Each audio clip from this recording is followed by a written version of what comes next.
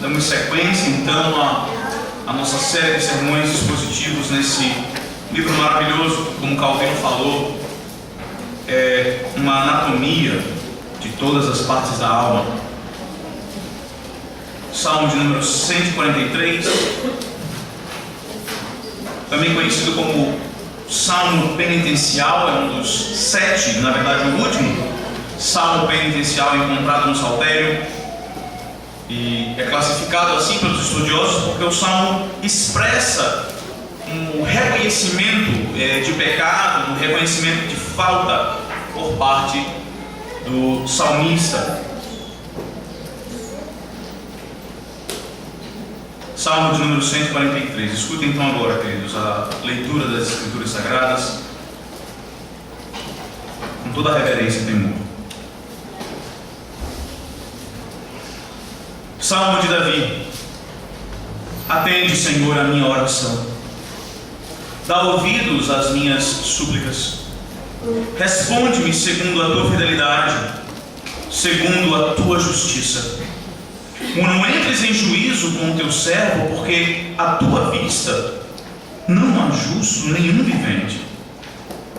Pois o inimigo me tem perseguido a alma, tem arrojado por terra a minha vida, tem me feito habitar na escuridão como aqueles que morreram há muito. Por isso dentro de mim esmorece o meu espírito e o coração se vê turbado. Lembro-me dos dias de outrora. Penso em todos os teus feitos e considero nas obras das tuas mãos. A ti levanto as mãos. A minha alma anseia por ti como terra sedenta. Dá-te pressa, Senhor, em responder-me. O espírito me desfalece. Não me escondas a tua face para que eu não me torne como os que baixam a cova. Faz-me ouvir pela manhã a tua graça, pois em ti confio. Mostra-me o caminho por onde devo andar, porque a ti elevo a minha alma. Livra-me, Senhor, dos meus inimigos, pois em ti é que me refugio. Ensina-me a fazer a tua vontade, pois tu és o meu Deus. Guia-me, o teu bom espírito, por terreno plano. Vivifica-me, Senhor, por amor do teu nome, por amor da tua justiça. Tira da tribulação a minha alma, e por tua misericórdia dá cabo dos meus inimigos e destrói todos os que me atribulam a alma, pois eu sou teu servo. Amém. Amém. Oremos. Nosso Santíssimo Deus, a tua palavra foi lida e a expectativa do teu povo agora, Senhor, é de que tu fales com eles. Ó Deus, nessa manhã, livra-nos de ouvidos moucos. Abra-nos o entendimento. Prepara-nos, ó Deus, o Espírito. Aquece as nossas consciências e fala-nos, ó Senhor, de maneira clara e aberta, para que possamos contemplar a Ti, a Tua glória, o Teu Santo Filho. Toma-nos pela mão pelo Teu Santo Espírito, ó Deus, e guia-nos a toda a verdade nessa manhã. Nós sejamos confrontados com o nosso pecado, que nós sejamos encorajados nas nossas dificuldades, nos nossos temores, e que nós, ó Senhor, possamos abraçar ainda mais ao Teu Filho como nosso suficiente Salvador e Rei. É o que nós te rogamos, ó Deus, no nome dele. Amém. Amém. De fato, Calvino, como eu falei agora há pouco, expressou na introdução dos seus comentários ao livro de Salmos de que esse livro era uma anatomia de todas as partes da alma. E obviamente que a nossa alma, as nossas experiências humanas, elas são como um leque, elas são extremamente variadas. Cada uma daquelas varetinhas daquele leque se assemelham a cada um dos sentimentos e experiências que nós enfrentamos no nosso dia a dia. E talvez uma das mais aterrorizantes dessas experiências seja desespero. As circunstâncias em que fazem você se sentir encurralado entre quatro paredes, sem saída, sem ter ninguém para recorrer. Circunstâncias em que você sente a sua alma sendo consumida por um caos absoluto e por trevas densas que parecem chegar ali e engolir. Certamente todos nós experimentamos o desespero. Todos nós já tivemos um sabor amargo desse sentimento. Seja o desespero pela perda de um ente querido, seja o desespero por causa da iminência da destruição de um relacionamento, de um casamento, seja o desespero por causa da reprovação em algum concurso, alguma prova que era vital para nós. O desespero faz parte da nossa experiência humana caída. E percebe, apesar do desespero ser algo comum a todos nós, o importante não é experimentar o desespero, mas é como experimentá-lo. Como enfrentar essa circunstância que é comum a todos nós, pequenos e grandes, poderosos e fracos, ricos e pobres. Como passar por ela, como atravessá-la, como sair vitorioso dela. Quando nós olhamos para o Salmo, meus irmãos, de número 143, esse Salmo pergunta para você já experimentou o desespero? Mas ele pergunta também como você enfrentou o seu desespero. Como é que você atravessou o seu desespero? E quando nós olhamos de fato para esses dois versículos, o que nós aprendemos é de que é possível sim vencer o desespero. É possível sim não ser tomado por ele. É possível sim atravessá-lo e ainda assim estar contente e satisfeito. Saber viver, como disse o apóstolo Paulo, tanto na fartura como na necessidade. Esse salmo nos ensina nessa manhã, meus irmãos, é de que para vencer o desespero, nós precisamos buscar a Javé e nós precisamos esperar em Javé. Para vencermos o desespero, meus queridos, nós não precisamos apelar para as decisões mais loucas, mais malucas. Para vencer o desespero, nós não precisamos de nenhum apoio ou auxílio psiquiátrico ou psicológico. Para vencer o desespero, nós não precisamos de nenhum tipo de medicamento. Para vencer o desespero, o Salmo de número 143 nos ensina nessa manhã de que tudo que nós, filhos de Deus, salvos em Cristo, precisamos é buscar a Javé e esperar em Javé. Nós consideraremos esse salmo nessa manhã em 2 pontos. Nós veremos os versículos de 1 a 6, de que para vencer o desespero nós precisamos buscar o nosso Deus. Nós precisamos endereçá-lo em súplicas, pois os seus ouvidos estão direcionados a nós.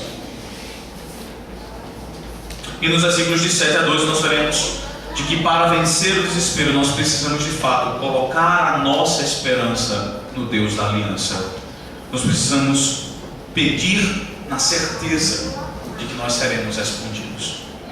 Para vencer o desespero, tudo o que nós precisamos é buscar a Javé e esperar em Javé.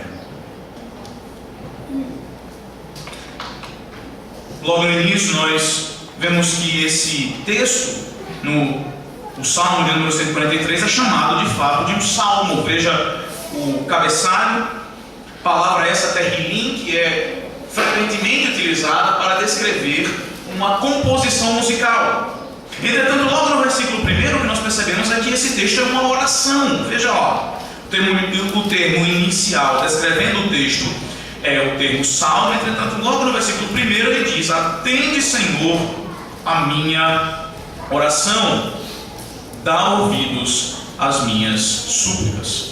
E o que nós claramente percebemos já de cara é de que na Escritura essa distinção entre oração e canto ela é muito turva. Ela não existe de uma maneira muito assintosa, de uma maneira muito firme. Pelo contrário, nós adoramos a Deus através de canto, nós louvamos a Deus através da entoação de músicas, mas também nós louvamos a Deus no formato de orações. Essas orações elas podem ser faladas ou cantadas. É bem verdade que em alguns círculos existe a tentativa de fazer uma distinção muito acirrada entre oração e canto. Entretanto, o próprio livro de Salmos é um testemunho de que essa distinção ela não é tão acirrada nas Escrituras. Falta base bíblica para fazer essa distinção muito firme. entre esses dois elementos. Entretanto, na sequência, o que nós percebemos é que o salmista aqui se encontra em profundo desespero. Ele se aproxima do Senhor, logo nos versículos de 1 e 2, em profunda súplica, rogando de fato ao Senhor que lhe atenda às suas orações. Observe o tom urgente do salmista. Ele simplesmente não consegue esperar para ser ouvido pelo Senhor. Ele pede para que o Senhor se apresse. Ele se aproxima ao Senhor com uma certa exigência. E aqui nós percebemos um certo tipo de muita coragem da parte do salmista, da parte de Davi. Sendo ele um pecador como todos nós, sendo ele alguém que era carente da graça de Deus como todos nós, sendo ele alguém que, como nós, se adentrando à presença do Altíssimo e Santíssimo Deus, altamente, completamente, absolutamente santo e poderoso, seria fulminado naquele momento, de uma maneira corajosa, ousada. O salmista roga ao Senhor que ele se apresse. Eu não sei se você já teve a experiência de chegar numa repartição pública de qualquer natureza e ser acometido, ser ali exposto à lentidão do sistema. Talvez você certamente já tentou justificar o seu voto, ou talvez você já tentou autenticar algum documento em um cartório. E a experiência de nós entrarmos em repartições públicas com urgência de resolvermos os nossos problemas, ela geralmente é frustrante. Porque apesar da nossa necessidade de urgência, não existe nenhuma rapidez nesses serviços. Eles são morosos, eles castigam a gente. Nós ficamos olhando para o relógio passar, vendo as nossas horas sendo consumidas e a gente não consegue fazer absolutamente nada. E a nossa vontade é simplesmente abrir a boca nesses locais. Aqui, o salmista não está adentrando uma repartição pública, ele está adentrando os santos dos santos. Ele está adentrando as regiões celestiais em oração. E ele abre a boca. Ele abre a boca rogando ao Senhor, com toda a humildade, com todo o temor e tremor, certamente, mas rogando-lhe ousadamente que esse grande Deus, que talvez tenha coisa melhor para fazer, escute a sua súplica, escute a sua oração. Mas qual é o fundamento dessa ousadia? Qual é o fundamento dessa coragem para endereçar ao Deus Todo-Poderoso com tal exigência? Observe na sequência, no versículo 1. São duas específicas os fundamentos pelos quais nós podemos rogar ao Senhor que se apresse a nos socorrer, que se apresse de fato a nos atender em momento de desespero. E o primeiro é a sua fidelidade pactual. Veja aí, o texto nos diz que o salmista pede que o seu Deus o responda de acordo com a tua fidelidade. Essa palavra fidelidade é a nossa já tão famosa e conhecida palavra hebraica Hesed, que significa nada mais nada menos do que o amor eterno, fiel e pactual de Deus, o amor relacional de Deus, o qual Ele tem com o seu povo, com aqueles a quem Ele remiu, com aqueles a quem Ele retirou do cativeiro, com aqueles a quem Ele estabeleceu uma aliança. O amor pactual de Deus, então, é o fundamento que sustenta essa ousadia do salmista. Por causa do meu relacionamento pactual contigo, diz o salmista, recebe-me apressadamente na tua presença. Mas existe ainda uma segunda razão, um segundo fundamento pelo qual o salmista cinge-se de tanta ousadia. Veja aí, ele pede para ser respondido segundo a fidelidade de Deus, mas ele também pede para ser assistido segundo a justiça do Senhor. E esse parece ser um pedido muito estranho, não é verdade? Esse parece ser um pedido extremamente estranho. Você já rogou ao Senhor em algum momento em suas orações que Ele fosse justo com você? Você já fez esse tipo de petição? Senhor Deus, de acordo com tudo que eu fiz durante a semana, de acordo com a maneira como eu tenho vivido, de acordo com a maneira como eu tenho te buscado em oração, de acordo com a maneira como eu tenho te adorado dominicalmente, responde-me, Senhor. Responde-me segundo a tua justiça. Você já imaginou o tipo de resposta que você iria ganhar? Você já imaginou o tipo de resposta que você iria receber? Mas sabe, meus irmãos, a justiça de Deus nos consome. Nós não podemos nos aproximar diante desse Deus rogando puramente pela sua justiça. E é exatamente por isso que agora, observe, associado ao amor pactual de Deus está então a sua justiça. De tal maneira que isso que segue-se no versículo 2: não entres em juízo com o teu servo, porque à tua vista não há justo nenhum vivente.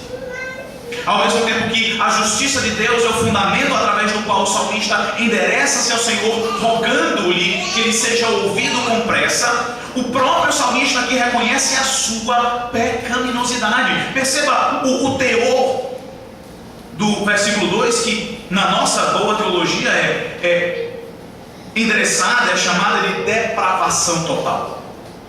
Não há um só justo entre os viventes, nem pequenos nem grandes, nem bebês, nem recém-nascidos, nem aquela massa uniforme, multiforme, que se encontra no ventre de uma mãe. Não há absolutamente nenhum ser humano que seja justo diante do Senhor, diz o salmista. Então só existe uma maneira através da qual o salmista pode rogar a Deus que justiça seja de fato o fundamento através do qual ele vai responder. É primeiramente apelando para o seu amor pactual. Percebe? Porque é exatamente no amor pactual de Deus que ele promete nos justificar. É exatamente por causa dessa relação da aliança que Deus estabelece com o seu povo que ele mesmo justifica o seu povo. E agora, rogar a ele que nos responda de acordo com a sua própria justiça a nós que estamos debaixo desse relacionamento pactual é possível e se torna um fundamento para que ele se apresse a nos responder. Em outras palavras, o que o salmista está fazendo aqui é rogando a Deus que o responda de acordo com as suas próprias promessas. Sabe, quando nós frequentemente enfrentamos decepções em nossos relacionamentos, essas decepções fluem porque as pessoas quebram suas promessas ou as nossas expectativas que nós temos delas para conosco.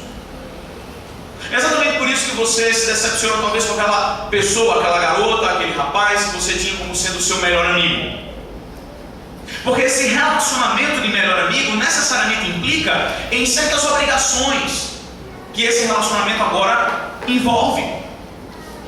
E quando essas obrigações, quando essas características não são encontradas, necessariamente você vai se chatear, você vai se decepcionar e você vai dizer: eu jamais esperava isso de fulano, de Beltrano. O salmista aqui endereça-se ao Senhor na sua súplica, buscando a Javé para vencer o seu desespero, tendo como fundamento as promessas do nosso Deus, estabelecidas no momento em que ele se decide relacionar com o próprio Davi. Percebe, crente, nessa manhã, se você se encontra em desespero, você pode ter essa mesma certeza do salmista. Você pode se cingir dessa mesma ousadia. Na verdade, irmãos, o que nós precisamos aprender em nossas orações é rogar ao Senhor que nos ouça de acordo com as suas promessas. Percebem? Boas orações são aquelas que são moldadas pela própria Escritura, pelas promessas de Deus na sua própria palavra. Não com blá blá blás ininteligíveis, não com palavras repetitivas que pouco dizem a respeito do caráter de Deus e das nossas necessidades, mas nós precisamos instruir as nossas orações com as promessas de Deus, porque é exatamente baseado nessas promessas que fortalece a nossa alma e de que o nosso Deus nos responde.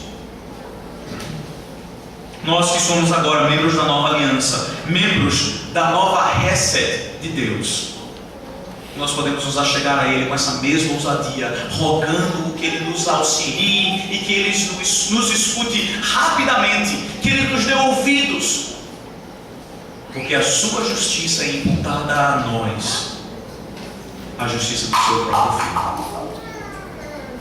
O Senhor Jesus Cristo na cruz do Calvário, ao padecer e ao oferecer-se como o único e suficiente sacrifício pelos nossos pecados, Ele se torna a justiça de Deus para conosco. E agora esse fundamento pode ser o nosso fundamento também, de maneira agora absoluta e suprema.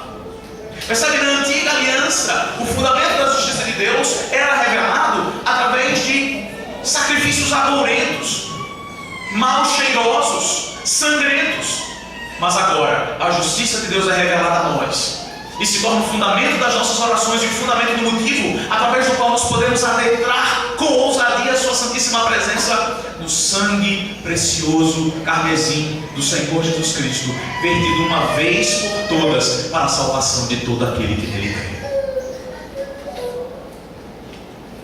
Portanto, nessa manhã, não renda seu desespero.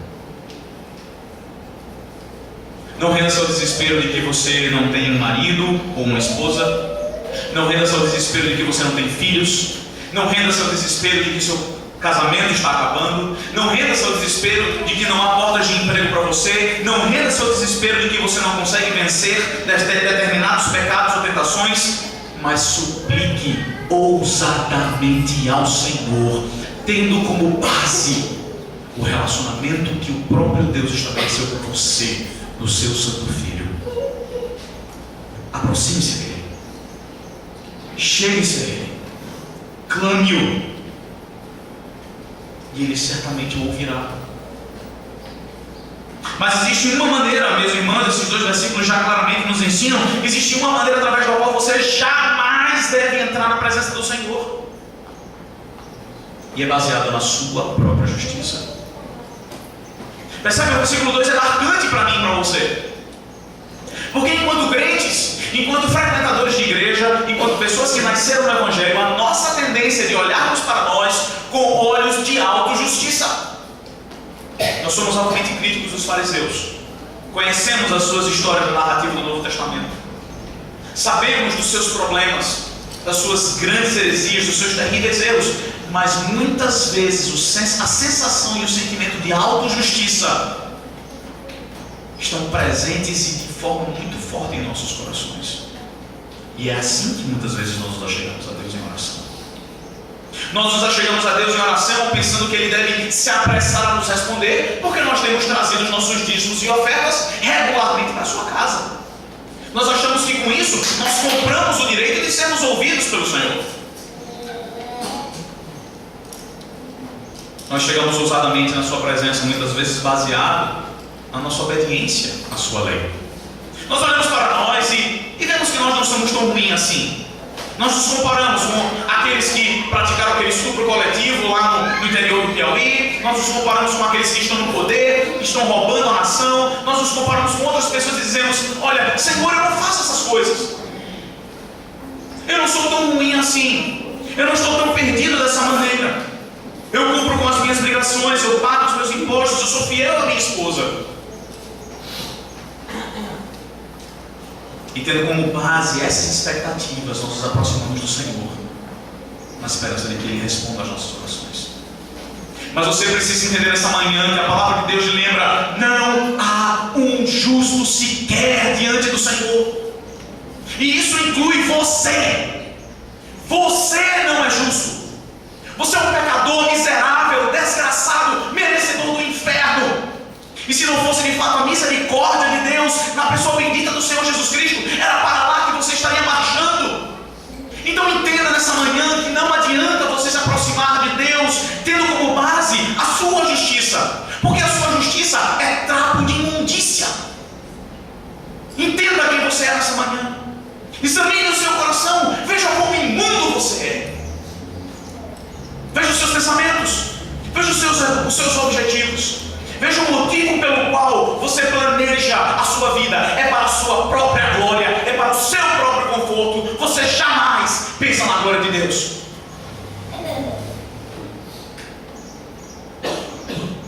Só isso já deveria mostrar para você quão falho e terrível é o seu coração.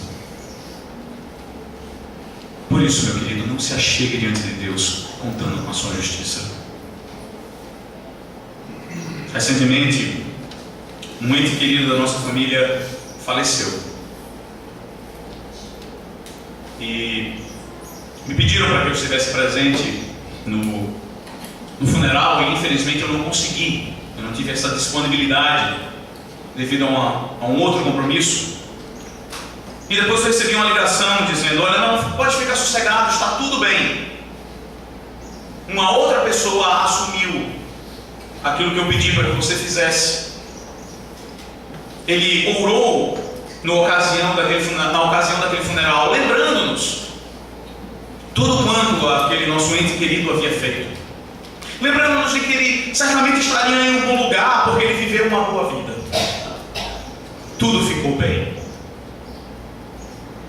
Que ilusão. Quando nós contamos com a nossa justiça, nada está bem. Quando você conta com a sua justiça para tentar ser ouvido por Deus, os ouvidos do Senhor estarão bobos para você. Quando você tentar pela sua justiça se aproximar desse grande Deus e ter uma audiência com Ele, tudo que você encontrará são portas fechadas para você. Mas essa manhã Ele nos lembra que a sua fidelidade e a sua justiça existem, e de que nós podemos nos aproximar desse grande Deus em súplica, buscando-o para vencer o desespero, na certeza de que Ele, ao estabelecer um relacionamento conosco, vem ao nosso encontro. Na sequência, nos versículos de 3 a 4, depois de expressar a sua súplica, agora o salmista expõe a sua situação. Depois de falar da sua súplica, ele agora fala da sua situação. E situação essa, de fato, pela descrição, que traria a sensação de desespero para qualquer coração, para qualquer alma. Veja o que diz o texto: pois o inimigo me tem perseguido a alma, tem arrojado por terra a minha vida, tem me feito habitar na escuridão com aqueles que morreram há muito. Nós conhecemos a vida de Davi, nós sabemos da sua trajetória histórica, e nós sabemos que os inimigos de Davi vinham contra ele com espadas, com pedras e com escudo, com lanças, com armaduras. Os inimigos de Davi, principalmente inimigos bélicos, eram aqueles que se apresentavam no campo de batalha. Entretanto, essa aqui não é uma batalha qualquer. Veja o versículo 3 mais uma vez: o inimigo o assalta, não com paus e pedras, mas o inimigo persegue a sua alma. E obviamente que essa expressão deixa o salmo muito difícil de ser localizado historicamente na vida de Davi. Mas o que precisa saltar para mim e para você nessa manhã desse texto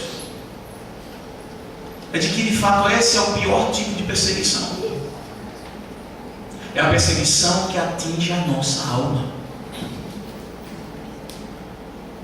O seu pior tipo de perseguição não é aquele seu colega que tenta derrubar você todos os dias no seu trabalho. A sua pior perseguição não é aquele cidadão lá na sua universidade que tenta sempre ficar competindo com você nas questões das notas. A sua pior perseguição não é o seu pai ou a sua mãe ligando para você o tempo todo tentando saber onde é que você está. A sua pior perseguição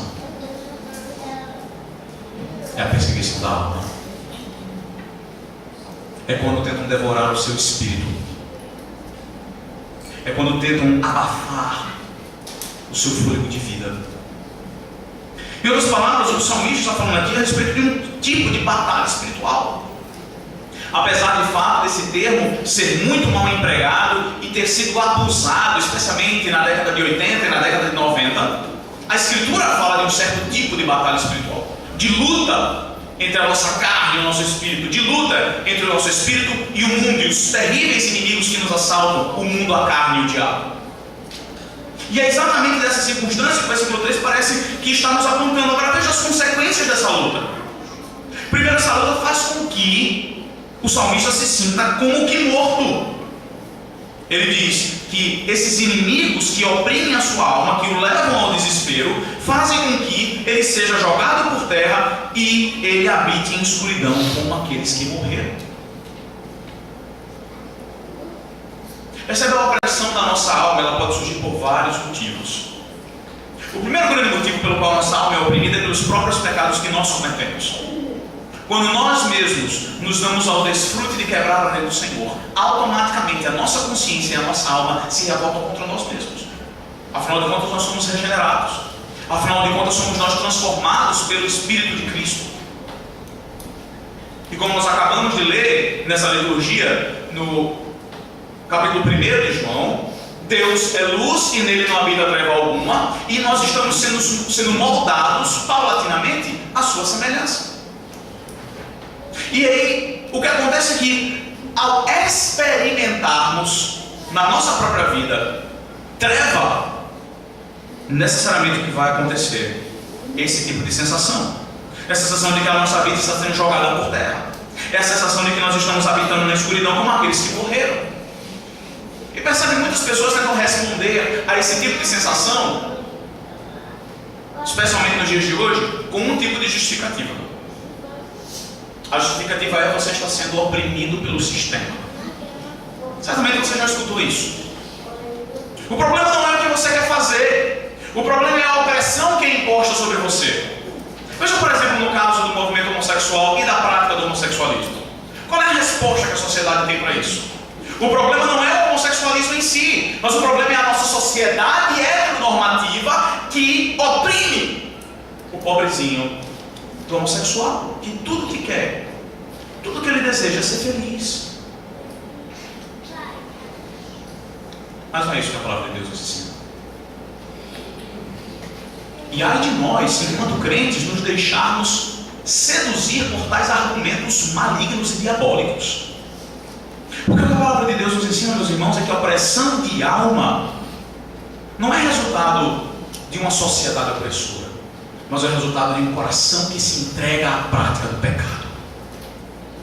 É resultado de uma alma que simplesmente negligencia os meios de graça, negligencia a sua nova posição em Cristo e abraça para si, rompendo com a sua identidade e com o seu relacionamento com Deus, práticas que são completamente absurdas para aqueles que estão em Cristo e que são novas criaturas. Aí vem o abatimento da alma.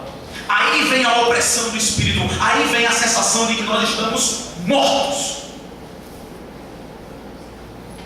Existe uma segunda maneira na qual a perseguição da alma acontece. E obviamente que se a primeira é aquela que vem de dentro, a segunda necessariamente precisa vir de fora. Nossa alma é oprimida quando nós somos bombardeados com aquilo que não queremos, com aquilo que desprezamos, com as tentativas de transformação da nossa mente de acordo com os moldes do mundo, quando a nossa mente já foi transformada de acordo com os padrões de Deus. Isso certamente traz cativeiro depressivo à nossa alma. Percebe? Isso começa a explicar o motivo pelo qual, ao ser bombardeado com as notícias dos jornais, dos telejornais brasileiros, você se encontra muitas vezes muito triste. Você já experimentou isso? Você vai para a cama como se você de fato estivesse na terra dos mortos, depois de escutar tanta desgraça acontecendo nesse país. Talvez você tenha experimentado isso depois que você voltou da faculdade. Depois que você abraça os valores cristãos, que abraça as Escrituras Sagradas como seu padrão único de comportamento e de fé, foi ali, teve ali a sua fé chacoteada, elameada, e os seus parceiros de escola, os seus companheiros de sala, vibrando, apoiando com aquele professor que jocosamente descartava as Escrituras e cuspia nela. Você volta para casa com seu coração abatido e compungido. Talvez isso aconteça no seu ambiente de trabalho. Quando você e você somente naquele escritório abraça os valores da Escritura. Quando você é chacoteado, quando brincam com você, chamam você de super crente ou de santinho.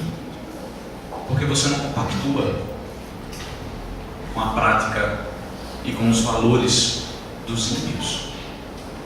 Percebe exatamente nessas circunstâncias que as nossas almas se sentem que estão para morrer. E veja agora o versículo 4. Ainda na descrição da situação ele diz: por isso dentro de mim esmorece o meu espírito e o coração se vê turbado. É assim que você se sente essa manhã?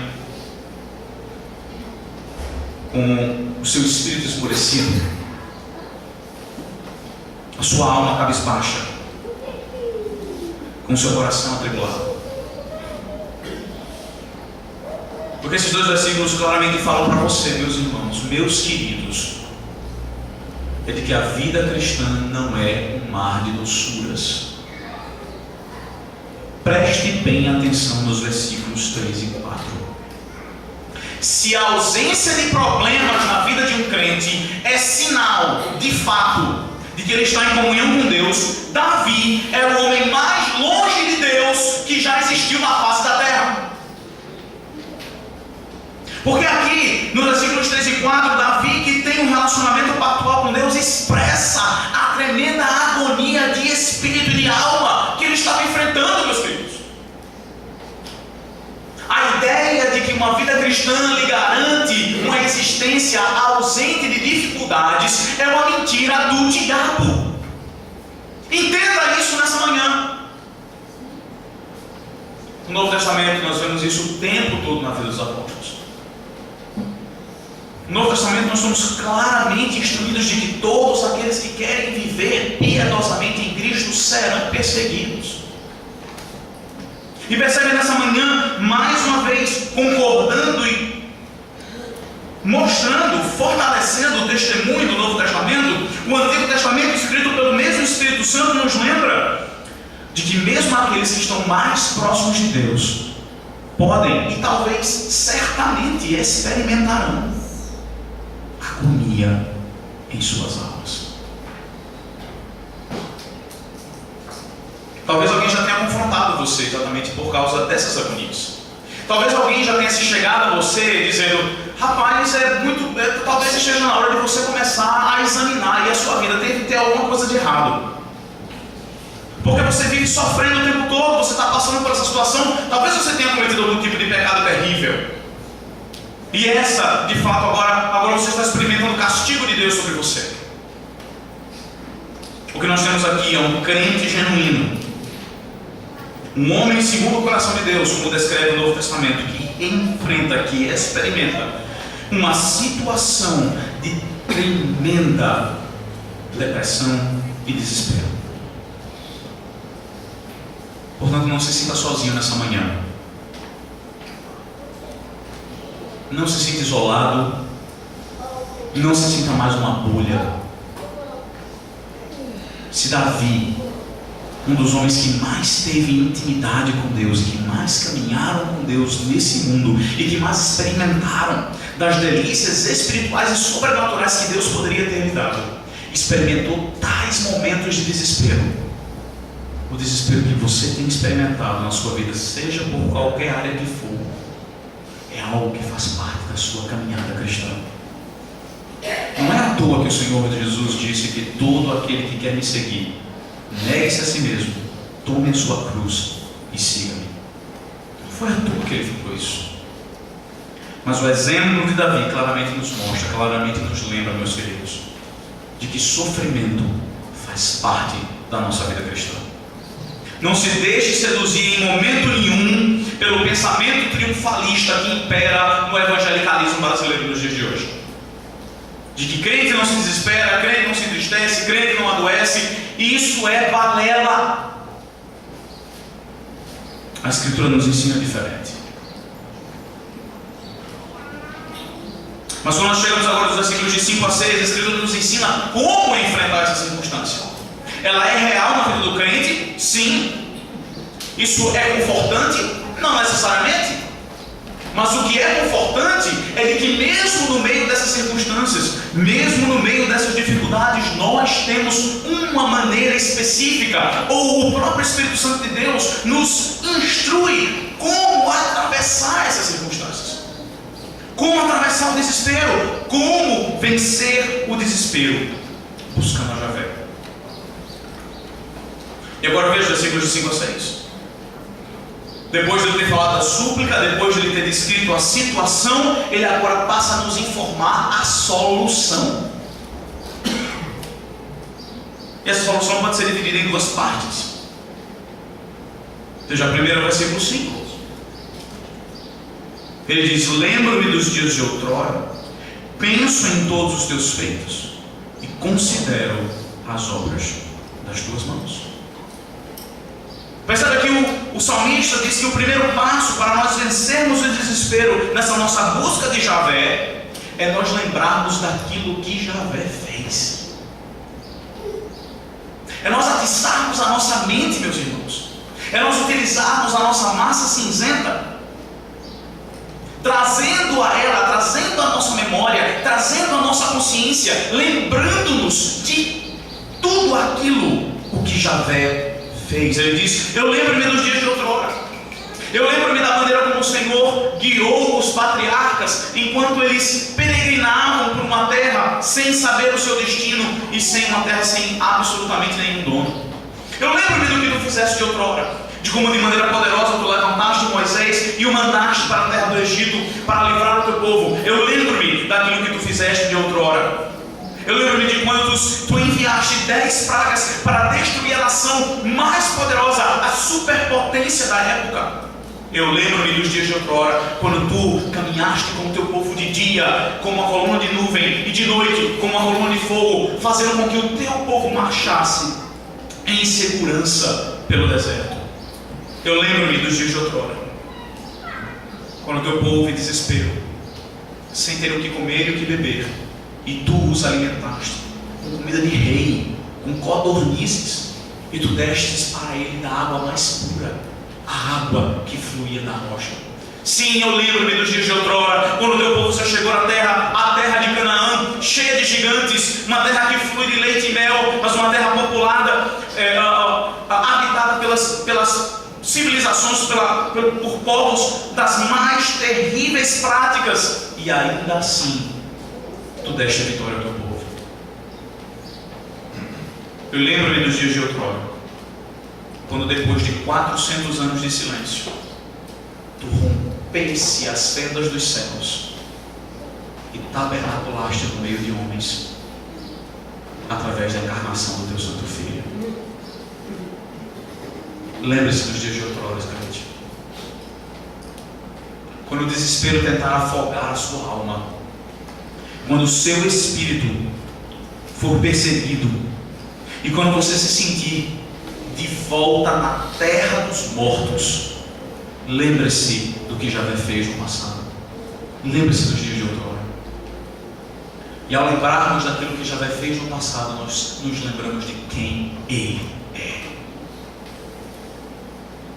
Quando nós nos lembramos daquilo que Deus faz, nós necessariamente nos lembramos de quem Ele é. Mas não somente lembre, quanto no versículo 5, ocupe a sua mente com essa lembrança. Veja, ele diz: eu lembro-me dos dias de outrora e eu penso em todos os teus feitos. Sabe, um dos grandes problemas que aflige a nossa modernidade é a rapidez com a qual a informação é adquirida, e a rapidez com a qual nós gostamos de receber informação. Essa é uma das consequências de uma geração que foi completamente moldada pela televisão. Figuras passando segundos após segundos naquela tela. E agora com a internet, com o Google, no qual responde para nós em 0,05 segundos, dependendo da sua conexão, né? Se você tiver uma conexão com a minha, esse 0,05 segundos passa a ser 5 minutos. Mas dependendo, se você tiver uma banda larga na sua casa, a resposta que você obtém para as suas perguntas é absolutamente instantânea. Nós não meditamos naquilo que nós aprendemos.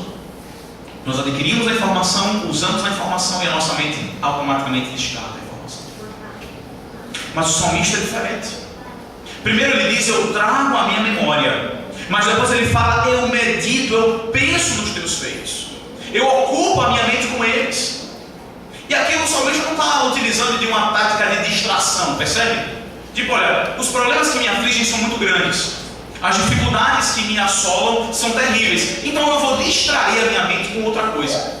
Eu vou desativar a atenção da minha mente para aqueles problemas e vou focar a atenção da minha mente em outras pessoas. Isso aqui não é psicologia barata, meus irmãos. O salmista pensa, medita, ocupa a sua mente com os feitos de Javé, porque mais uma vez os feitos de Javé nos lembram quem ele é.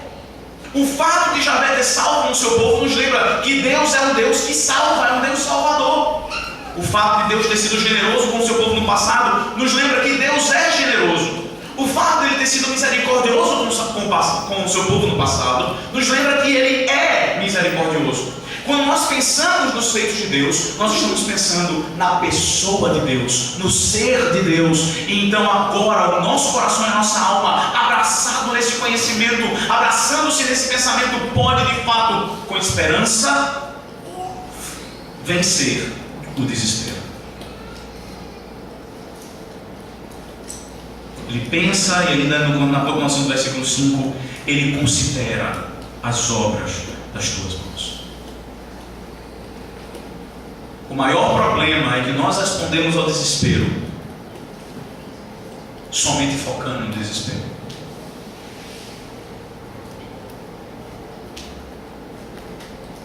Esse é o nosso grande problema. Quando a adversidade nos bate à porta, nós não disciplinamos e treinamos a nossa mente para automaticamente nos apontar para os feitos de Javé. Mas o nosso foco fica no problema. O nosso foco fica no desespero em si. Mas essa manhã o Espírito Santo nos lembra: pense nos dias de outrora. Reconheça quem é o seu Deus. Ele não é um Deus morto. Ele é um Deus vivo. Ele não é um Deus frio. Ele é fogo consumidor. Ele não é um Deus apático, mas ele habita no meio do seu povo. Ele não é um Deus impessoal, mas ele experimentou na sua própria carne o que é sofrer. Lembre-se dos dias de outrora. Considere os feitos do seu Senhor. Mas existe então a segunda atitude que você precisa tomar. Guiado pelo Espírito Santo de Deus, sendo levado pelo Espírito Santo de Deus a praticar, a fazer tais coisas, porque somente de fato aqueles que são unidos a Cristo pelo selo do Santo Espírito podem de fato tirar algum proveito dessas instruções. A segunda instrução nós vemos no versículo 6. Além de nós ocuparmos a nossa mente com o pensamento de Deus, o versículo 6 nos instrui que nós precisamos desejar a Deus mesmo, ao próprio Deus. Veja, ele diz: a ti eu levanto as mãos, a minha alma anseia por ti, como terra sedenta.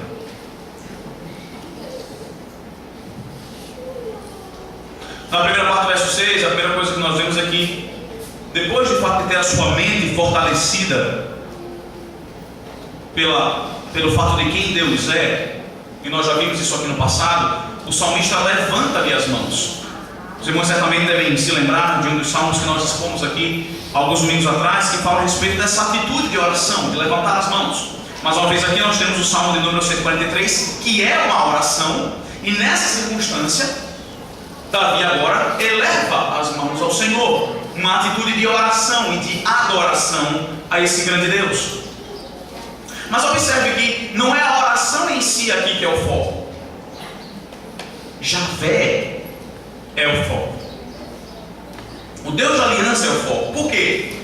Ele levanta as mãos a Javé, e como consequência, ou como reflexo, isso acontece pelo desejo mais íntimo de sua alma, na sequência do versículo 6. A ti levanto as minhas mãos, porque a minha alma tem sede de ti, como terra sedenta. Em outras palavras, o que o salmista está dizendo é o seguinte: meu Deus, mesmo do mais profundo desespero, tudo o que eu preciso é do Senhor. É exatamente isso que ele está dizendo. eu lembro-me de quem Deus é, e se eu tiver ao Senhor, se tu fores meu e eu for teu, isso é tudo que eu preciso. Eu não preciso de mais nada. Podem ser terríveis as situações, podem me levar ao mais profundo desespero. Entretanto, tudo o que eu preciso é do Senhor. Esse é você, gente. Ou quando o desespero bate a sua porta, tudo que você quer é se livrar do desespero. E percebe, eu não culpo você por desejar que o desespero vá embora. Mas nessa manhã, o Espírito Santo de Deus nos mostra que a nossa atitude e o nosso desejo precisa ser muito maior do que isso. A nossa satisfação precisa ser o Senhor, meus queridos. Nós precisamos entender de uma vez por todas que tudo o que nós precisamos é do Deus da aliança, e isso nós já o temos. Porque aquele que habitava em glória perfeita abandonou a glória que lhe estava proposta, abraçando a humanidade como a minha e a sua.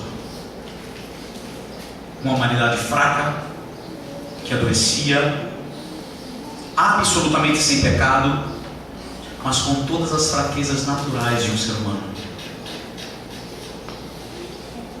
E ao fazer isso, o Senhor Jesus Cristo claramente nos mostra de que tudo que nós precisamos é Ele.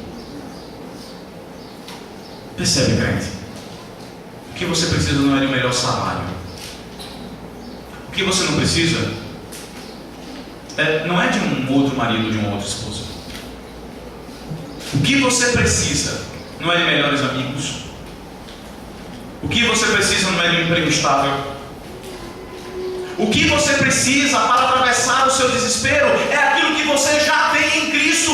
É a Santíssima Trindade, é o Deus da aliança, é Jeová, é Javé, aquele que de fato adentrou a esfera humana, sacrificando-se uma e suficientemente vez, para que todo aquele que nele crê não pereça, mas tenha vida eterna.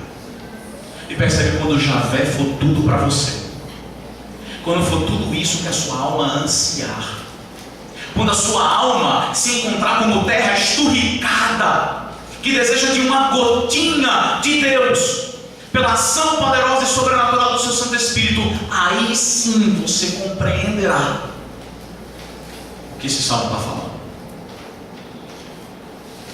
Busque a Deus dessa maneira, meus queridos. Vamos parar de entreter os nossos sentidos com as coisas desse mundo. Quando o desespero bate a nossa porta, paremos de focar nele. Busquemos ao Senhor como aquilo que é o mais precioso que nós temos, que de fato o é. E dessa maneira nós experimentaremos algo completamente diferente. Nós de fato atravessaremos o desespero sem nenhuma dificuldade. Nós enfrentaremos dificuldades e problemas no Espírito do Senhor. Para vencer o desespero, meus irmãos, o que nós precisamos é buscar o Deus da aliança. Para vencer o desespero, Ele nos basta. Ele é completamente suficiente para nós. Talvez você esteja visitando-nos aqui nessa manhã hoje, você não conhece esse Deus. Cristo não significa nada para você. Jesus talvez seja um personagem histórico que você ouviu falar quando você participou de alguma catequese, quando você era pequenininho, mas Ele não anda com você. Você não pisa nos seus passos, você não busca a sua companhia, você não tem lugar na sua casa. Você percebe a situação desesperadora em que você se encontra nessa manhã? O único motivo pelo qual o salmista pôde vencer o seu desespero, pôde confortar e consolar o seu coração, foi somente um: o seu relacionamento pactual com Javé. a sua aliança com o Deus verdadeiro, o Deus triuno, o Deus do Senhor Jesus Cristo. E essa aliança o salmista só poderia ter com o próprio Cristo, com o próprio mediador, apresentado por sombras no Antigo Testamento, mas que se revela de maneira poderosa e completa no Novo Testamento. Portanto, nessa manhã, se você se encontra aqui e você não conhece a Cristo, de fato, desespero é a única coisa que você terá, hoje e no porvir. Sim, você continuará habitando no desespero hoje, porque esse conforto do qual eu falei aqui nessa manhã, você não pode fazer o uso dele. Porque você se lembraria dos grandes feitos de Deus do passado? Eles não foram para você, eles foram para o povo de Deus. Eles foram para o seu povo escolhido e eleito. Por que você ansiaria por Deus? Ele é seu inimigo. Você que está fora de Cristo, a única coisa que há para você é a ira de Javé sendo revelada a você nos seus desesperos da vida presente e no seu grande desespero no dia do juízo, quando ele virá para julgar vivos e mortos e para punir todos aqueles que contrariaram a sua lei e que rejeitaram o seu santo Filho. Se você está longe de Cristo nessa manhã, esse é o seu maior desespero. E só existe uma maneira de você vencê-lo. Chegue-se a Ele. Chegue-se àquele que responde a orações de pecadores em justiça e em amor pactual.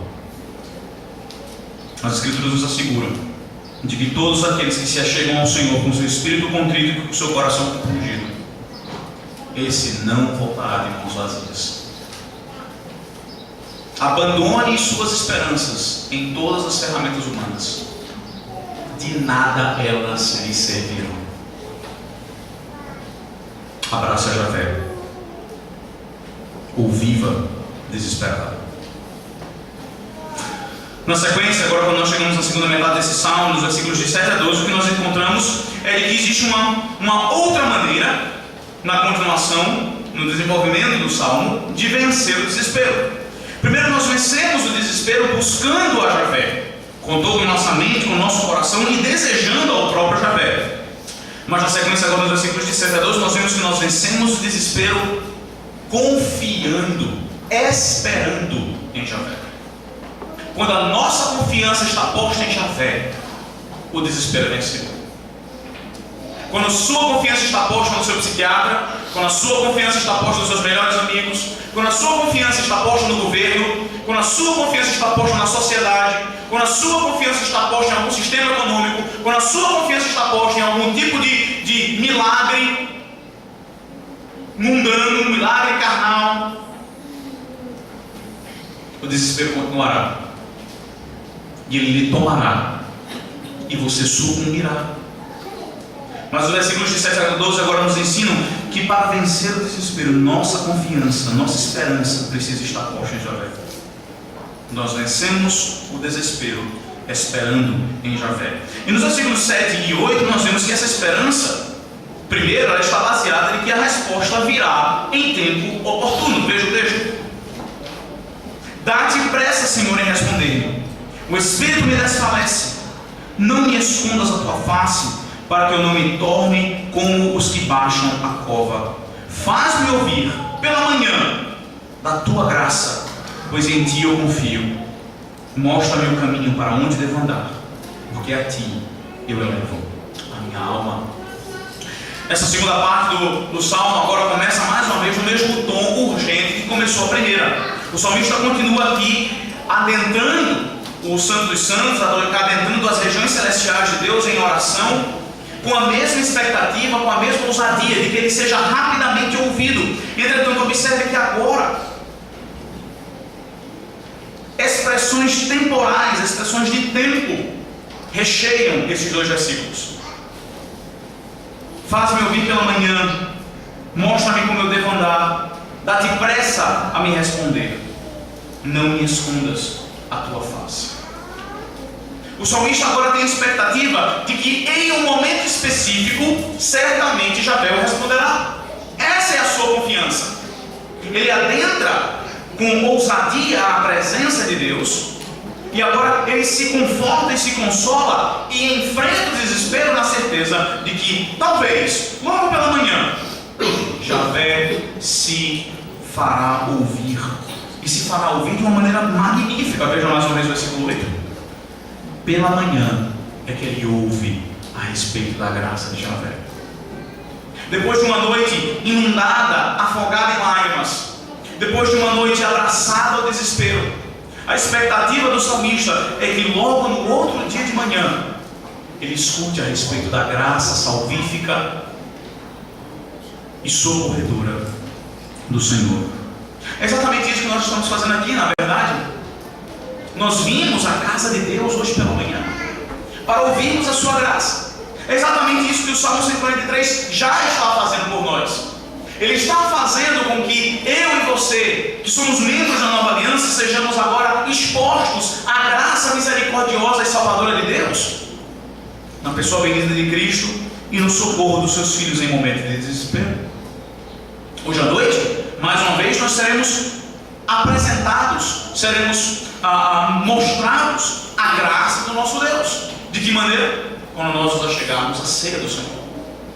De uma maneira magnífica, de uma maneira extraordinária, trabalhando agora não somente com os nossos ouvidos, mas com os nossos outros sentidos, do tato, do paladar, do olfato. O Senhor hoje à noite exibirá a sua graça para nós, em momento oportuno, não no seu tempo, não no seu momento, não na hora que você quer, mas em tempo oportuno, Javé responderá a você no seu desespero. Espere nele. Confie no Deus da aliança. Talvez seja essa manhã, talvez seja amanhã de amanhã, mas em tempo oportuno, Javé estenderá a sua mão e fará com que você experimente a sua graça. Nos versículos de 9 a 10, na sequência, nós vemos que a esperança em Javé, ela precisa também vir acompanhada de transformação. A esperança dessa resposta precisa vir acompanhada de transformação. Veja o versículo 9: livra-me, Senhor, dos meus inimigos, pois em ti eu me refugio. Ensina-me a fazer a tua vontade, pois tu és o meu Deus, e guia-me o teu bom espírito por terreno. Nessa segunda parte agora, da segunda sessão do Salmo, o salmista mais uma vez busca romper com o desespero, busca vencer o desespero, exercitando a sua esperança em Javé, a sua confiança nele. Só que agora o seu foco nos versículos de 9 a 10 é de que haja uma certa transformação, uma certa mudança no seu caráter, na sua personalidade e na sua vida. Observe no versículo 9, mais uma vez ele repete o tema a respeito dos seus inimigos e de que Deus é o seu refúgio. Entretanto, rapidamente no versículo 10, refletindo o finalzinho do verso 8, ele passa a rogar que o Senhor faça-o andar de acordo com seus caminhos. Alguns minutos atrás eu falava que o nosso desespero muitas vezes tem como fonte os nossos próprios padrões pecaminosos. Em outras palavras, nós mesmos nos colocamos em apuros, nós mesmos nos metemos em problema, e o nosso próprio pecado, ao florescer, não somente faz com que consequências materiais nesse mundo surjam sobre nós, mas também consequências espirituais, oprimindo o nosso espírito, triturando a nossa consciência. E veja, é exatamente nessa expectativa agora que o salmista roga: ensina-me a fazer a tua vontade. Nesse momento de desespero, eu não quero fazer aquilo que eu acho que é correto, eu não quero agir de acordo com o meu impulso natural, mas eu rogo ao Senhor que nesse momento em que eu estou experimentando a maior das angústias, que tu me mostres a fazer a tua vontade. Você vê aqui um reflexo da oração do Senhor: seja feita a tua vontade, assim na terra como nos céus. O salmista aqui, meus irmãos, roga a Deus para se despir de si mesmo, se destituir dos seus próprios objetivos, abandonar a sua autojustiça e abraçar a vontade de Deus, seja ela qual for, inclusive o sofrimento. Ensina-me a fazer a tua vontade. Submissão. A esperança em Javé precisa estar banhada, coberta de submissão. Mas mais uma vez eu quero chamar a sua atenção para um fato extremamente importante do versículo 10.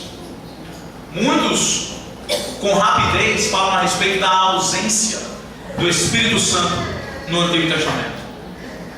E o versículo 10 é uma clara demonstração de que o mesmo Espírito Santo de Deus, que é claramente revelado no Novo Testamento, também está presente no Antigo, entretanto de uma maneira mais tímida, de uma maneira mais velada. Mas veja, a maneira através da qual Davi nutre a expectativa de que ele fará a vontade de Deus é pela ação instrutiva do Santo Espírito. Guia-me o teu bom Espírito por terreno plano, diz o salmista. Você acha que o terreno que você tem andado é pedregoso? Machuca os pés? É cheio de buracos, de curvas? Então talvez você não esteja andando debaixo do Espírito Santo de Deus. Porque percebe, o salmista claramente nos diz aqui que a partir do momento que o bom, santo Espírito de Deus guia o nosso caminho, direciona as nossas veredas, o nosso caminho e o nosso terreno torna-se plano. Mesmo em meio às dificuldades. Terreno plano não significa ausência de sofrimento. Terreno plano significa atravessar sofrimento da maneira como Deus quer que nós atravessemos. Terreno plano não significa ausência de desespero, mas terreno plano significa que enfrentamos o desespero, guiados por Deus, sustentados pelo seu Santo Espírito, com a nossa esperança fixa no seu Santo Filho. Mas só podemos fazer isso quando o bom Espírito de Deus nos toma pela mão. E ainda ousam nos chamar de sorveteriano, né? Você tem rogado por isso? Essa tem sido parte das suas petições em suas orações? Você tem rogado simplesmente para que o desespero saia da sua vida? Ou você tem rogado a Deus que o Santo Espírito dele, aquele que lhe selou, tanto em Cristo como também para o dia da redenção, agora lhe tome pela mão e caminhe com você por esses caminhos de desespero, fazendo-o enfrentar e atravessá-los de maneira que glorifique a Deus e de maneira que santifique a sua alma? É isso que recheia a sua petição, crente. Você roga a Deus que o Santo Espírito dele lhe tome pela mão e lhe faça enfrentar as suas dificuldades. Em nome de Jesus, meus irmãos, que nós façamos essa nossa oração também nessa manhã. Que nós entendamos de uma vez por todas que a única maneira que crentes têm de executar as instruções que o próprio Deus nos dá na sua santa palavra não é pela nossa força, mas é no poder do Espírito. É debaixo de oração, é com joelhos no chão e com bocas erguidas, bocas abertas, rogando ao Senhor que tenha misericórdia de nós e nos capacite pelo seu bom Espírito. A nossa esperança de resposta precisa estar acompanhada da expectativa de transformação, de abandonarmos a nossa própria vontade para fazermos a vontade de Deus. E por último, os versículos de 11 e 12 nos ensinam também que a nossa esperança, que deve ser posta em Javé, de fato ela pode existir por causa de quem Deus é e por causa de quem nós somos nele. Veja agora o versículo 11. Vivifica-me, Senhor, por amor do teu nome. Por amor da tua justiça, tira da tribulação a minha alma. Por tua misericórdia, dá cabo dos meus inimigos. Nós chegamos aqui nas súplicas finais do salmista. Nós chegamos aqui nos seus pedidos mais vigorosos. Observe que aqui o salmista, certamente de uma maneira respeitosa, temerosa, utiliza-se de imperativos. A linguagem é, apesar de expressar ordem, obviamente comunicando assim a urgência do pedido, é recheado de temor e tremor. Mas observe que cada um dos pedidos, o pedido para ser vivificado, o pedido para a sua alma ser tirada da tribulação, o pedido pela destruição dos inimigos, estão focados com a pessoa de Deus. É por amor do nome do Senhor que Ele nos vivificará. Não é para a sua glória. Não é para que você seja exaltado entre a terra. Não é para que outras pessoas reconheçam quão abençoado você é ou quanto Deus está ao seu favor. Não! As suas orações precisam refletir essa expectativa de que quando o socorro vier, quando o desespero que você está enfrentando desaparecer, for vencido, ele será vencido para a glória de Deus, por amor do Senhor, por amor ao seu nome, em outras palavras, para a tua glória. Peça a Deus, irmãos, reconheçamos nessa manhã que frequentemente esse não é o motivo pelo qual nós rogamos que dificuldade nos abandone. Esse não é o motivo que está por trás das nossas orações para isso. Nós queremos nos livrar do sofrimento. E mais uma vez, certamente não há nenhuma culpa ou não há nada de negativo em não queremos sofrer. Afinal de contas, não seria natural para nós sermos masoquistas. Entretanto, esse não pode ser o foco da minha e da sua vida. Mesmo nos momentos de desespero, roguemos ao Senhor que nos livre, não para a nossa glória, não para o nosso conforto, mas por amor do seu próprio nome. Talvez seja isso que você precise para enfrentar o seu desespero presente com um pouco mais de ousadia. Talvez seja por isso que você esteja tendo tanta dificuldade em atravessar o desespero que agora lhe acomete. É o espírito da vítima. Percebe, esse tipo de pensamento de vítima está por todo lugar, está espalhado por todo canto. Está tão espalhado que agora até os próprios criminosos estão utilizando isso em seu favor. Eu não sei se vocês viram recentemente a entrevista de um homem que tentou assaltar uma loja de celulares e simplesmente, do nada, deu um tiro numa das atendentes. Durante a sua entrevista, tudo que ele falou foi: eu sou uma vítima da sociedade. Esse discurso imbecil tornou-se tão popular que até os próprios criminosos agora utilizam-se dele para justificar as suas atitudes. E talvez esse seja o seu problema nessa manhã. Você olha para você e diga: eu sou uma vítima. E nesse espírito de autopiedade você se enterra cada vez mais na sua situação de desespero. Mas nessa manhã o salmista lhe lembra que você precisa sair desse espírito de autopiedade, que você precisa se livrar desse seu complexo de vítima. Lembre-se de que pelos seus pecados, o que você merece, e só existe uma coisa que você merece: é o inferno. Mas comece a rogar a Deus que lhe livre, não pela sua glória, não pelo seu conforto. Comece a rogar a Deus que lhe livre e que faça você atravessar o desespero para a glória dele, para que ele seja exaltado, para que ele seja glorificado, para que o nome dele seja reconhecido entre as nações, entre os seus familiares, entre os seus amigos, entre os seus inimigos. Rogue ao Senhor, meus queridos, não pelo seu conforto, mas pelo louvor e adoração que ele merece e que lhe são negados por uma geração ímpia. Livre-se desse espírito de vitimismo, de autopiedade. Rogue ao Senhor que lhe livre, que lhe socorra por amor do seu próprio nome.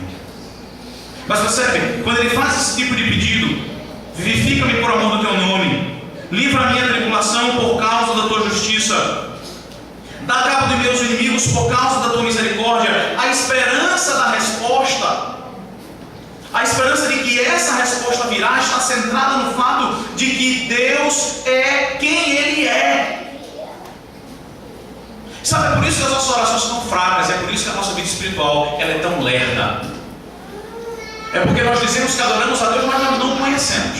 Nós não sabemos quem é Deus. Se nós soubéssemos quem Deus era, na nossa vida diária, nas nossas tribulações ao longo da nossa vida, nós certamente responderíamos de uma maneira completamente distinta. Veja se não é assim, por exemplo, na sua família, entre o seu relacionamento com o seu cônjuge e com os seus filhos. Você os conhece bem, não os conhece? Você sabe quem eles são. Você sabe o que eles fazem, o que eles deixam de fazer. Você sabe aquilo que eles gostam e aquilo que eles não gostam. De tal maneira que, tendo em vista as diversas situações da sua casa, o conhecimento que você tem daqueles que estão próximos de você, guia você naquilo que você há de fazer ou que não há de fazer. Guia você nas suas expectativas ou então na ausência de expectativa. Mas é exatamente porque nós não conhecemos quem Deus é, que esses tipos de petições não são encontrados nas nossas orações. Nós não investimos tempo na descoberta da pessoa, do caráter e dos atributos do nosso Deus. Nós não paramos para meditar na sua misericórdia e entender que Ele é, em si, na sua natureza, misericordioso. Nós não gastamos tempo meditando na sua justiça. E entendemos e paramos para entender que na sua natureza, quem Ele é um Deus justo. E como consequência o desespero nos consome. Como consequência o desespero passa a ter lugar em nossas vidas. Mas a palavra de Deus nos ensina nessa manhã que para vencer o desespero, nós precisamos esperar, confiar em Javé. E essa confiança precisa estar baseada em quem Ele é. Mas por último, ela precisa estar confiada também em quem nós somos. Veja o final do verso 12.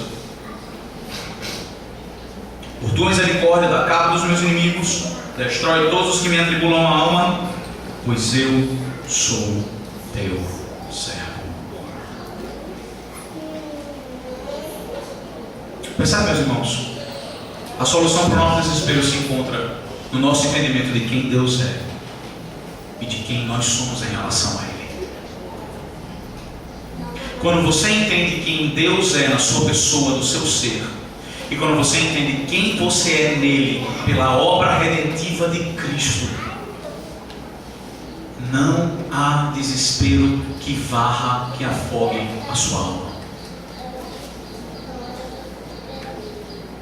Você estará munido perfeitamente para enfrentar qualquer situação desconfortável, qualquer dificuldade que tente vencer ou destruir a sua fé. Esse de fato é seu status aqui nessa manhã. Você pode, juntamente com o salmista, dizer: Senhor, destrói os meus inimigos, porque eu sou teu servo. É isso que caracteriza a sua vida. Uma vida de serviço ao Senhor, de entrega absoluta ao Deus da aliança.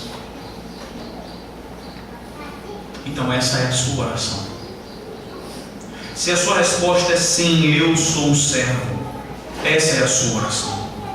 E o único motivo pelo qual essa é a sua oração é porque todos os seus inimigos, de fato, já foram atribulados, já foram destruídos. Todos aqueles que atribulam a sua alma já foram destruídos por causa de um servo, o servo do Senhor.